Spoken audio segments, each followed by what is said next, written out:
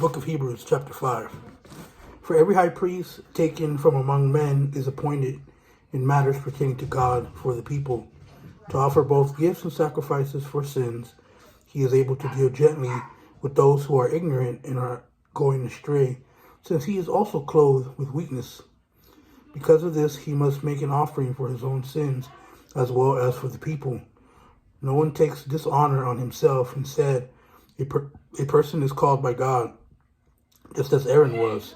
In the same way, Christ did not exalt himself to become a high priest, but God, who said to him, "You are my son, today I have become your father," also says in another place, "You are a priest forever according to the order of Melchizedek."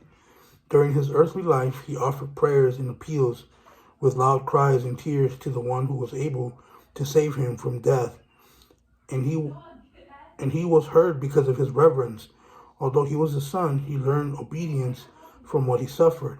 After he was perfected, he became the source of eternal salvation for all who obey him. And he was declared by God a high priest according to the order of Melchizedek. We have a great deal to say about this, and it is difficult to explain since you have become too lazy to understand.